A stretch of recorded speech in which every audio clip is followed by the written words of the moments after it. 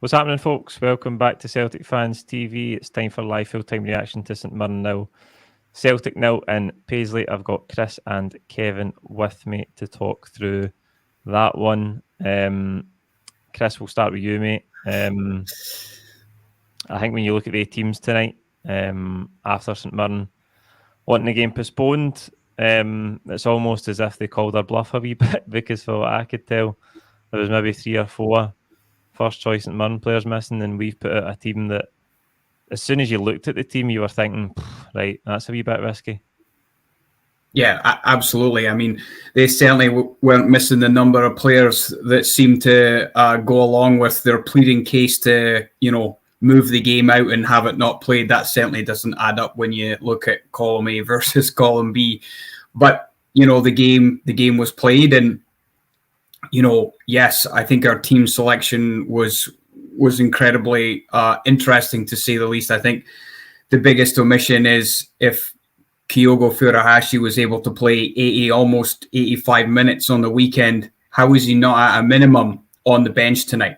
I understand Postecoglou said that he was going to have to watch how much he played over the congested fixtures, and obviously the decision to push back or bring forward, the winter break came very close to kickoff. So whether or not that information was readily available as they picked the team and made that decision, but clearly he was never playing in tonight's game, and we just really lacked a cutting edge tonight, even though we had probably the most possession we've had in any game this season, 83%.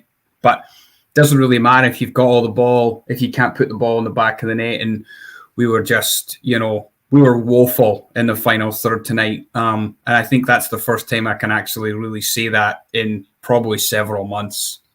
We were really poor, and Kevin will come to it, talking about the game in a wee bit more detail in a minute. But the narrative with these games, when you drop points in a game where you've maybe got some injuries or you've rested players, the narrative always becomes that, well, there was enough on the park to win it, so we should have won it. And that's what people say tonight. Did we have enough quality on there to win it? Do we have better players than St Mirren? Of course we do. But, I mean, this one is at the manager's door for me, because as Chris has said there, if Kyogo can play 82 minutes on Sunday and absolutely steal the show, he's fit enough to be in the bench tonight when you've got no other attacking options available. None. For chasing this game tonight, we've brought on Juranovic, Greg Taylor and Liam Shaw. We don't have any attacking options at all whatsoever. So it seems almost negligent to leave Kyogo at home when he's the only semi-fit attacker that we've got, and he just so happens to be the best one. Yeah, I mean, it was terrible decision-making tonight by all concerned with the club. I mean, the team when it came out, I was quite shocked, to be fair. I would have thought if we have a full-strength team where we talk about having Kyogo readily available, let's just get the 3 points and get out of there, because if he's playing 9 times out of 10, you're going to get a goal or a great chance. Chris says we had all the possession and all the shots, but there wasn't real clear-cut chances. Beaton's free kick in the first half, McGregor with the pass come shot to Abada, and then anything that was coming to Mickey Johnson, it was not going nowhere. And as much as we have all the possession and everything, it just didn't work out in the end. And it was such an abysmal game. After starting so well, and you're thinking, even with this team, we're going to get something out of it. But the thing that annoyed me about it is this isn't a game against Real Betis where the game means absolutely nothing. This is an important league game in the terms of the race. This almost hands the initiative to Rangers, because and I know that scoreline is going to be totally different come Boxing Day. And I just, I would totally agree that it goes back to the manager and the decision to play, not play Kyogo, because Taylor, Shaw and Juranovic are not game-changing players. Kyogo is. And that's what you'd have been as well not making the subs. To be honest with you, I know Juranovic maybe got a few crosses in, but did the impact the game in terms of opening up St Mirren? No, really. Chris, the best 2 chances of the game, the best 2 saves we make, Linus and the St Mirren goal come in the first 10 minutes. Johnson gets inside, hits a shot, he makes a good save. Beaton is the one for the free kick. There's maybe 1 or 2 in the second half, but nothing of great note, and St Mirren had like 2 blocks of 5 really on their 18-yard line, and again that's their prerogative to do that, but we just didn't have the answers. We just couldn't create anything really meaningful in that second half. I think Callum McGregor's chance, where for the life of me I can't understand why he doesn't shoot. I think he's looking for a badder, but he just gets it wrong. And in a game like that, where I think you said it during the game, Chris, that 35 minutes in, you're screaming this game's got 0-0 written all over it. Yeah. And in a game like that, where chances are so few and far between, you need to make the right decisions when they crop up. Yeah, decision making in the final third from even Rogic tonight really seemed to struggle with his decision making, which is not a common occurrence for him. He's got such a fantastic football brain, but also the movement off the ball isn't the same when you're missing players like Kyogo and Jota. But end of the day, can't sit here and make excuses. We have dropped two valuable points. I as much as we're all frustrated and rightly so, I think the important thing is just not to overreact, right? Am I disappointed? Absolutely. But there's a lot of football still to go. Like, we've played 19 games. We've still got another 17 to go. So there's plenty of opportunities to make up ground. The timing of the result, I think, is probably the hardest part. But let's be honest, guys, if it wasn't for, Ralston, just a short time ago, we could be sitting here talking about being 8 points behind, right? I mean, that's the fine margins of football. In terms of the chances, you're right, Paul. Dead ball actually seemed like it might be from a free kick the only way we scored tonight. Beaton brings a good save from Linus, and Juranovic narrowly missed scoring from his free kick.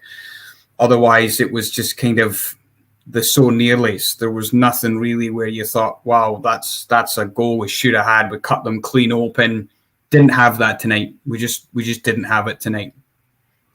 Yeah, and as Chris has mentioned there, Kevin, we've won by a 1-goal margin on a few occasions recently, Ross County being the most recent one where it was last gasp. You could say that it's just catching up with us, the run of games, the number of injuries. And I know there's people in the comments already saying that it's harsh to blame the manager. Listen, I'm not saying the manager's doing a bad job. I just think he made a wrong decision tonight. Yeah, I mean, you could see that result coming because of December's always a hard month for Celtic with the amount of games that we have, and then the festive period that comes into it. I think there's been 3 games we've won by the odd goal, so the result was coming, and maybe the cup win has maybe hidden quite a lot of where we are as a team with the depth that we have, having to play players like we played tonight. But it's just so frustrating. I think the timing of it does kind of get you a wee bit more down than what it should. Yes, there is a lot of games to go, but you look at our neighbours across the city, you just do not know where they are going to drop points because they seem to draw out these sort of matches, whereas we can't. And that's the frustrating part for me, whereas we just cannot afford to drop points like this. Normally over the course of a season you can maybe give or take a couple of points, but games like this you need to win, and games like that where it is a stuffy game, St Mirren will put their 10 men behind the ball and do it effectively, and that's what they're good at. But you need to grind these results out, and they're the results that we need to start turning into. They're the games that we need to start turning into victories. Aye, absolutely. I mean, the thing that strikes me is obviously we've dropped 5 points to St Mirren. That's 5 points to Livingston. That's 2 to St Mirren tonight. And I have a concern that as the season goes on, we're going to rue these points against these teams in the bottom 6. We know where the team is at. We know where the squad depth is at, but there's never a season where you can afford to be dropping cheap points against teams in the bottom 6. I just want to touch on a comment there. We'll come on to Mikey Johnson's performance tonight. Somebody's saying he's a poor man's Aidan McGeady. Guess I think at this point he's a poor man's Jamie Smith, because honest to God, there's a throwback. Martin O'Neill era, my goodness. I've been patient for the start of the season with Mikey Johnson, but a lot of half chances we got tonight felt him, and he just looks like he's not got a goal in him, and his decision making is baffling at times. It is, and I would be willing to bet if the player who would be in front of him was fit, Jota, he probably scores one of those goals, right? Because that's just the type of player he is, right? He's a difference maker. I mean, look, I'd be willing to see if anyone wants to take me up on this. I'll bet a tenner that Kyogo starts against St Johnstone on the Boxing Day. 1,000%. That's like could almost guarantee that he will play. Maybe he doesn't start the game, but he's involved, right? Because we now know that's the last fixture we're going to have for the better part of a month, right? It's going to give us the opportunity to do three things. We're probably going to move some players on, which I think we all know is probably still needed in order to trim down the very, very fringe squad players. We need to strengthen in key positions, and it's going to give an opportunity for certain players to get back fit. If we can get the game over, against St Johnstone, sure, 6 points. I'm not happy with it, but at the same time, I think we need to put the season in perspective. Did we think we would even have a title race before the season started, given the turnover in the squad? Ange's won the trophy at the first time of asking. There's a lot to be, really excited about, and it's a marathon, not a sprint. So I'm still very optimistic about the second half of the year. Aye, there is a lot to be excited about. We're just here to talk about a 0-0 against St Mirren, though. So no. after that, it's a bit difficult. Kevin, Chris has said Kyogo will start there. I was just about to say we've learned that we can't play without him, but we knew that because we've seen it on 3 or 4 occasions already this season, that when he's not in the team, we massively, massively struggle. We know that Jota's out and he's another big player for us since he came in the summer, but Kyogo's the one that sets the tempo for the whole system. His movement is so dangerous. He almost completes the puzzle for this Celtic team. So it's definitely not news or something that we've learned tonight that we just struggle when Kyogo isn't playing. And as Chris says, he probably will start on Boxing Day because he needs to, because we're lost without him. Yeah, we're lost without him, but we're also lost because we have absolutely no striking options whatsoever. Like, we have no Giacomakis, no Ayeti. I'm not saying they are going to win the game tonight, but if you have somebody that is their position, it sometimes is a bit easier than to bring on Shaw, Taylor, or Janovic. And Chris, I'll give you that tenner just now because we all know he's going to start right away. So it's just going to be one of those things. We'll just need to accept that he will start. But we knew the situation that we were in at the start of December, and we now know it at the end of December. Yes, we can't function without Kyogo, but we do need more reinforcements. We need them in quick, but we do need to move some people on. Mikey Johnson should never wear a Celtic jersey for me again, because I'm sick of the people that say he's a young boy, give him a chance. He's 24 years of age. He's past the young stage. He needs to be producing. He needs to get you the game. He needs to get you the goal that you want. He's not been doing it for months and months and months, and I know he's had injury layoffs and whatnot, but it's just not Celtic level. And I think for the good of him, the good of the club, he needs to go now, because as Chris said, Jota would a half-fit Jota would do better than Johnson. So, yeah, it is just totally frustrating.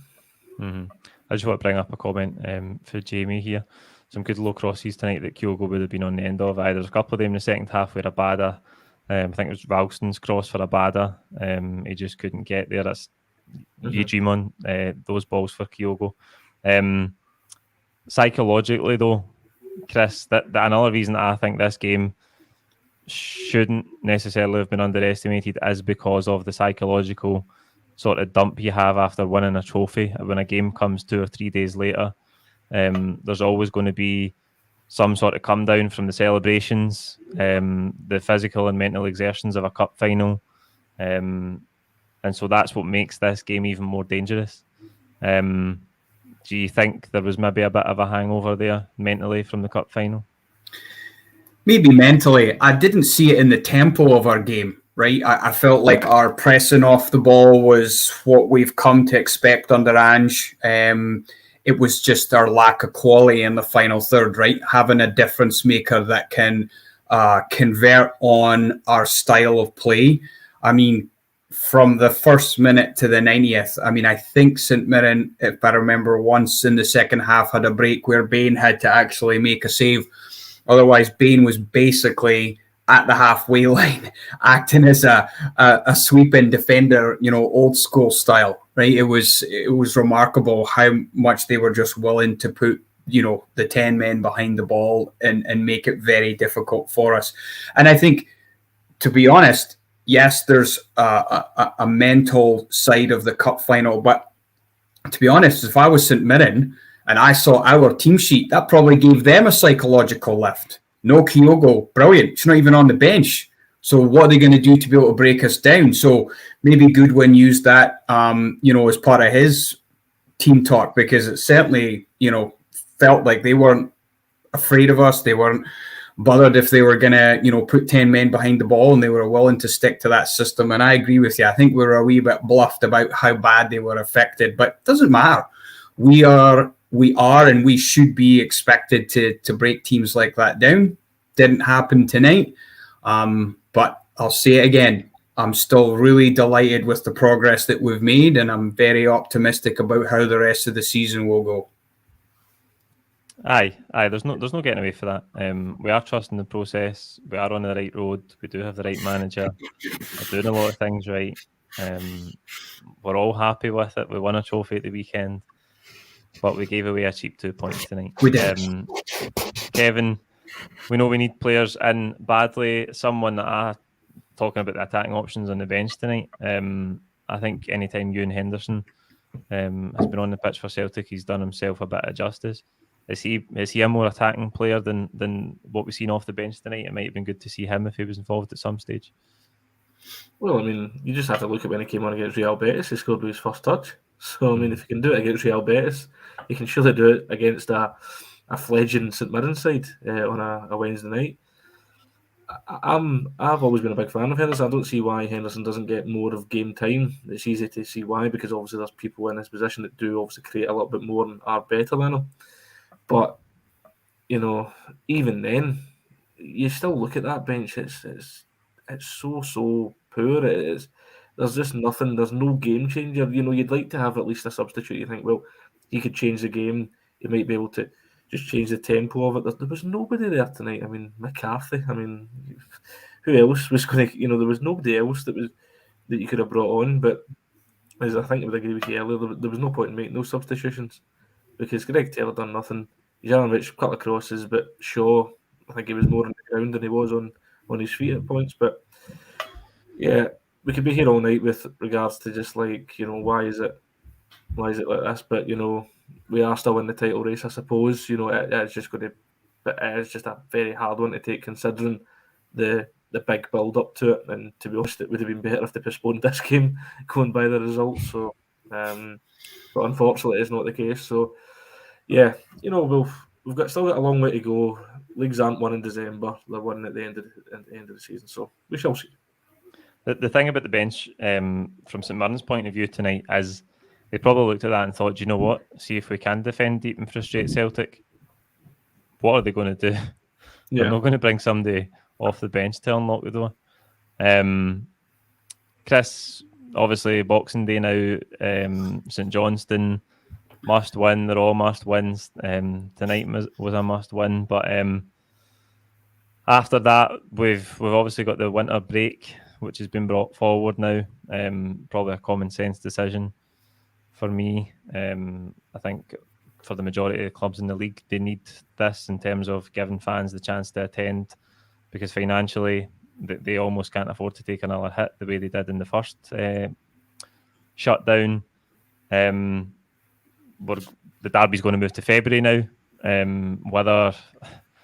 don't know if the dust is settled enough for us to gauge how good that is for us. I think there's a Japan and Australia international break at some point, then about the end of January, early February. So who knows what our squad will look like at that time, but the right decision.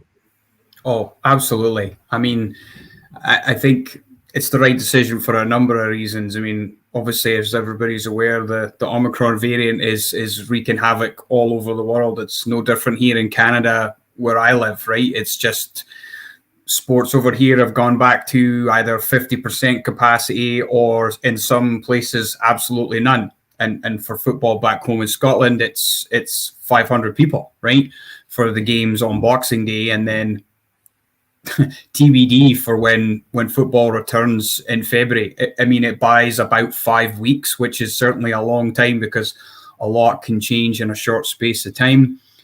I think in that time, like I mentioned, a few key things are going to happen for us. Some squad changes, some strengthening, and hopefully first team players being brought in, and then a chance for some players to get truly healthy. And look, our first game back will be at home against Hibs. Then it will be Rangers. Rangers have to go to Pataudry. If they drop points there and then we win, it could be back to 0 or 1, right?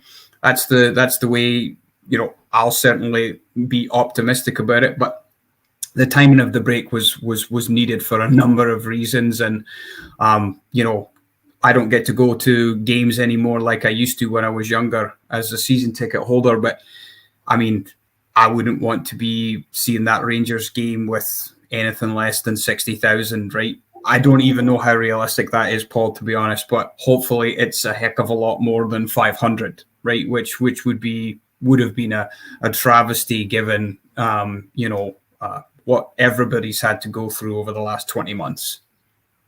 Aye, absolutely. I think this is the situation that gives the best chance for a higher attendance. If 5 or 6 weeks away, so if in 5 or 6 weeks it still can't be done, then we will just need to deal with it, and the games will need to be played because the fixture calendar only has so much space. That derby is must win if it wasn't before. Kevin, I suppose the other thing tonight that we've touched on all the way through, the three things tonight that stand out, obviously the decision not to involve Kyogo, the way that we played in terms of not really being able to create enough meaningful chances in the second half, but also the fact that we need reinforcements and we need them in as quickly as possible. Yeah, I mean, I don't know how many times we've said it before, and we'll say it again. We are so threadbare; it's unbelievable, and we've been unbelievably unlucky with injuries, hamstring pull after hamstring pull, it seems. But the quicker we get the reinforcements in, the better, because we're going to have more games like this, and we'll be coming on here again, and it'll be more 0-0 draws or one each, or a last-minute winner, or just where we play poorly, because this was always going to be an important window, and now with the game that has just been played, it's even more important. These Japanese internationalists, I can't remember their names. I'm not going to try and show them any disrespect by trying to pronounce their names, but we need them in, and I think 5 weeks for the Celtic Rangers game, who's to say that we will have full crowds as well? But we really need a full crowd there, because you're just handing the absolute initiative and the advantage to Rangers if you're doing that. But I suppose it is good that we get this break as well, because I think the players are tired. It's been a very demanding first half of the season, with the press and with the intensity that Ange wants, and I'm happy with that. I want my Celtic team to be attacking as we all do, but the human body needs some rest as well. So I think in a way, and it sounds weird, it's a blessing in disguise that we've got this at this time. We go again after St George and hopefully get a victory, recuperate, and then go on a Monday night against Hibs, and hopefully we'll be able to have some supporters there to cheer us on to a victory. But yeah, watch this space. I think with January it's going to be a very, very important month for Celtic. Aye, hopefully. It's going to be interesting to see if we do get Maeda, Ideguchi and Hatate, how many we get after that, because 3 signings straight out the gate is a bit of a rarity for Celtic. There you go, that'll do us for tonight. Another bump in the road for this Celtic team this season. We'll be back before Boxing Day with a build-up to St Johnstone. Like this video, comment your own thoughts below, and don't forget to subscribe if you haven't already. Enjoy your Christmas. Thank you for supporting us throughout this year. And as I say, we'll see you for that game on Boxing Day. Cheers.